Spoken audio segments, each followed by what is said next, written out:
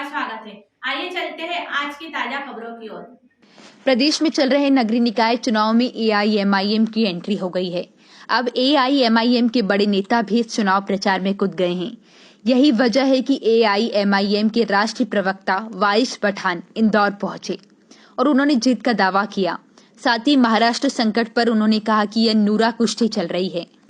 पत्रकारों से बात करते हुए एआईएमआईएम के राष्ट्रीय प्रवक्ता वारिस पठान ने केंद्र सरकार की तमाम योजनाओं को विफल बताया और कहा कि हमेशा गलत नीतियों का एआईएमआईएम विरोध करती रही है। उन्होंने मध्य प्रदेश में जिन शहरों में एआईएमआईएम के कार्यकर्ता मौजूद थे वहां पर चुनाव लड़ने की बात कही और कहा कि हमारे तमाम प्रत्याशी चुनाव जीतेंगे। वारिस पठान ने महाराष्ट्र के राजनीतिक संकट पर कहा कि हमारे 2 विधायक हैं। पार्टी आला कमान ने अभी फैसला नहीं किया है कि वह किसके साथ जाएगी। में देखो हमारा रिजल्ट क्या होता है। इंशाल्लाह विधानसभा भी लड़ेंगे। पूरे देश में ओवैसी साहब ने कहा हम चुनाव लड़ेंगे तो लड़ेंगे। कितने कैंडिडेट आपकी तरफ से मांगे या आपकी पार्टी की तरफ से पूरे दिखा? अरे अभी फिलहाल अभी तो पार्टी शुरू हुई है। आप देखिए इसका रिजल्ट क्या कितने है इसके होता है कि आगे आगे देखिए होता है क्या चलेगी। बहुत देखिए इंशाअल्लाह हमको यकीन है कि मजलिस इत्तेहादुल मुस्लिमीन को और असद साहब को लोग और दुआओं से नवाज रहे हैं, मोहब्बत से नवाज रहे हैं और लोगों को यकीन है कि ये काम करते हैं। आज आपने देश की विभिन्न तरफ हालत देखी है। ये जो कथाकथित सेक्युलर पार्टियां जो मुसलमानों की भी वोट लिया है इन्होंने, हमारे दलित भाइयों के भी वोट लिया, मगर जहां कहीं भी आपत्ति आई, चाहे हिजाब का मुद्दा देख लो, हलाल गोश्त का मुद्दा देख लो, दिल्ली जहांगीरपुरी हो गया वहां का आप मुद्दा देख लो, या फिलहाल अग्निपथ स्कीम देख लो, जहां कहीं भी मुद्दे आए बोलने के, तब ये कथाकथित सेक्युलर पार्टियों के मुंह में तो दही जम गए। उत्तर प्रदेश में भी आपने देखा कि किस तरह मुसलमानों ने भरपूर वोट दिया, 85% के करीब। लेकिन जब मुद्दे उठाने का बात आया, उनके इंसाफ की लड़ाई की बात आई, सब खामोश बैठ जाते हैं। मगर वाहिद अगर एक शख्स बोलता है तो हमारा पार्टी का सदर है बैरिस्टर असदुद्दीन ओवैसी साहब। तो पब्लिक के अंदर भी ये है कि हमको ओवैसी साहब के साथ जाना है और वो यकीन है पब्लिक हमको दुआओं से भी नवाजेगी और वोट भी देगी और हमारे उम्मीदवार जीतेंगे इस बार। अग्निपथ स्कीम के बारे में क्या कहना चाहिए आप?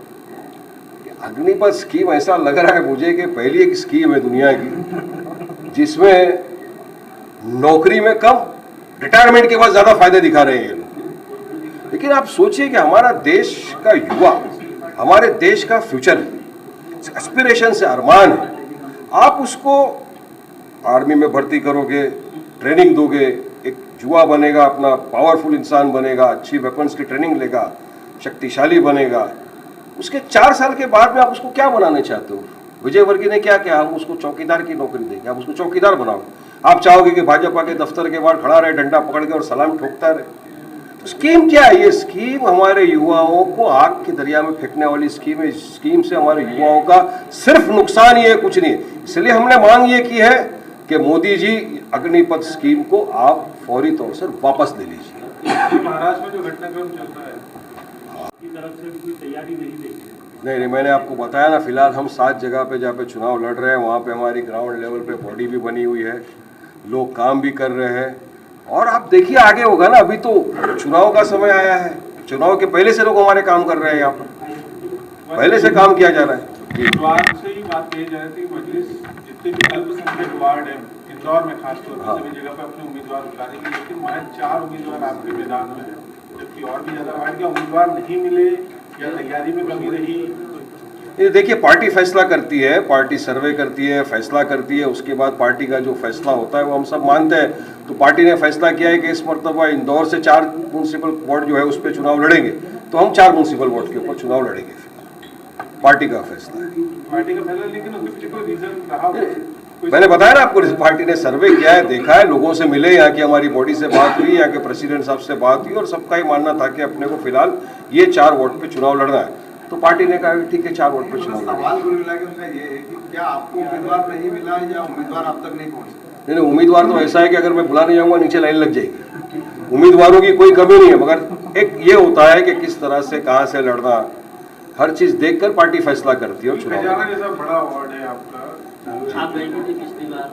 जी, वहाँ से कोई आपका कैंडिडेट नहीं है, जबकि जबकि वहाँ से आपके पूर्व पदाधिकारी वहीं निवास करते हैं। नहीं, मैंने आपको बताया ना, पार्टी ने सब सर्वे किया है, यहाँ के लोकल जो हमारी बॉडी के इंचार्ज थे, जिम्मेदार थे, उनसे बात हुई और सबको एक साथ बिठा के पूछा गया। उसके बाद ये फैसला लिया गया है कि यहाँ से लड़ना है चुनाव 4 ओवैसी जी कब आ रहे हैं? ओवैसी जी इंशाल्लाह बहुत ही जल्दी आएंगे। अभी उनका प्रोग्राम सेट बस ऑलमोस्ट हो ही गया है और थोड़े दिन के अंदर ओवैसी साहब यहाँ पर आएंगे और इंदौर में आएंगे ओवैसी साहब, खरगोन में जाएंगे ओवैसी साहब, इंशाल्लाह भोपाल जाएंगे, बुरहानपुर का है, सब प्लानिंग अभी कर रहे हैं। अभी चुनाव का भी तो स्टार्ट हुआ है, आएंगे ओवैसी साहब। शख्स थे जिन्होंने खरगोन के ऊपर जब 11 हमारे मुसलमान बच्चों के घरों को तोड़ दिया, असद ओवैसी साहब ने आवाज़ उठाई कि ये गैर कानूनी है, ये जो मामा चला रहे हैं बुलडोज़र, बाबा चला रहे हैं बुलडोज़र, ये इल्लीगल है।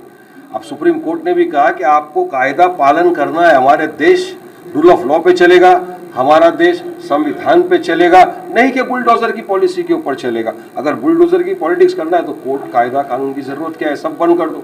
एक आदमी को आप पकड़ो, नहीं इसने पत्थर मारा, इसके घर को तोड़ दो, कोर्ट में मत ले। तो ऐसे में तो देश नहीं चलेगा ना, हम तो संविधान को मानने वाले लोग हैं। तो हमने कहा कि संविधान के दायरे में रहकर सरकार काम करे और इस तरह से घरों को तोड़ नहीं दे सकती। अभी हमने वो भी कहा था कि एक लड़का था, मैं नाम उसका बोल रहा हूँ, दोनों हाथ नहीं थे उसके स्टॉल को तोड़ दिया, बोले पत्थरबाज है। अरे हाथ नहीं है, पत्थर कहाँ से चला है, पर आपने तो उसके घर को तोड़ दिया, जाके उसके स्टॉल को तोड़ दिया, व्यवसाय खत्म कर दिया। धोने की बात कर रहा था आपको, राष्ट्रीय नहीं, वहाँ के हमारे जो जिम्मेदार थे खरगोन के, गए थे वहाँ, लोगों को मिले, आपको पता नहीं, गए थे, मुझे पूरा मेरे पास इंफॉर्मेशन है, हमारे लोग गए थे वहाँ पर और कंटिन्यूस उनके टच में थे। रिपोर्ट पेश करी कि सरकार को, या न्यायालय में कोई रिपोर्ट बनी क्या? अब न्यायालय तो ये लोग जा रहे हैं ना, घर तोड़ दिया बिना नोटिस के। एक घर बसाने को लग जाती है जिंदगी, घर उजाड़ने को 5 मिनट नहीं लगता बुलडोजर का। किस कायदे से चल रहा है सर? इसके लिए असदुद्दीन ओवैसी साहब उनकी क्या हेल्प कर रहे हैं, उनके मकान मिले हैं? यहाँ पे हमारी जो टीम है असद ओवैसी साहब के संपर्क में और पूरी तरह से उनको हेल्प की जा रही है। देखिए मुद्दे तो बहुत सारे, लेकिन फिलहाल आपके सामने आप खुद देख रहे हो कि किस तरह से। अभी मैं आ रहा था, रास्ते पे मैंने हालत देखी यहाँ की भी।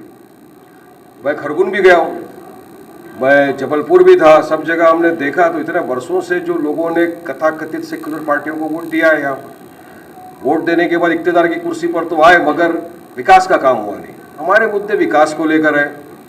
हमारा जो हैदराबाद का स्कूल का कंसेप्ट है, जो अकबर ओवैसी साहब चलाते हैं, मजलिस इत्तेहादुल मुस्लिमीन की जानिब से हमारे यहाँ 11 तकरीबन ऐसी स्कूल है जो आप समझ में देखेंगे, आप तो समझ में आएगा आपको। हाई टेक फ्री में मुफ्त में एजुकेशन दिया जाता है, और सिर्फ मुसलमानों को नहीं, हमारे हिंदू भाई, क्रिश्चियन भाई, सिख भाई, सबके बच्चे वहाँ पर आके तालीम हासिल करते हैं। तो वो है, रस्तों का काम है। एजुकेशन पे हम तवज्जो देना चाहते हैं, पब्लिक वेलफेयर पे तवज्जो देना चाहते हैं, और हम चाहते हैं कि ऐसे हमारे लोग चुनकर यहाँ पर जाए कॉरपोरेशन के अंदर, जो आवाज़ उठाए। एरिया है, लोगों ने आपको अगर चुनकर सेलेक्ट किया है, भेजा है, तो आपसे काफ़ी सारी उम्मीदें लगती हैं। पहले ये देखा गया है कि जिस उम्मीदों से लोगों को चुनकर वहाँ पर भेजा म्यूनसिपल पर, उन्होंने उस तरह से काम नहीं किया जो अपेक्षा थी। काम ही नहीं हुआ वहाँ पे लोगों का, ऐसा लोगों का बोलना भी है और हमारा देखा भी है हमने, सर्वे भी है। तो हमारे अगर इंशाअल्लाह ताला जीत कर जाएंगे तो हमको यकीन है कि मजलिस का काम ही उसकी पहचान है। हमारे कॉरपोरेटर्स चुन के जाएंगे, काम करेंगे, लोगों का खिदमत करेंगे, और रिजल्ट आपके सामने आएगा। सबको आपने आजमाया, हम तो यही बोलते हैं एक बार मजलिस को भी देख कर देखिए, और यकीन है मुझे कि लोग उनको मोहब्बत से नवाजेंगे, प्यार से नवाजेंगे, वोट से भी नवाजेंगे।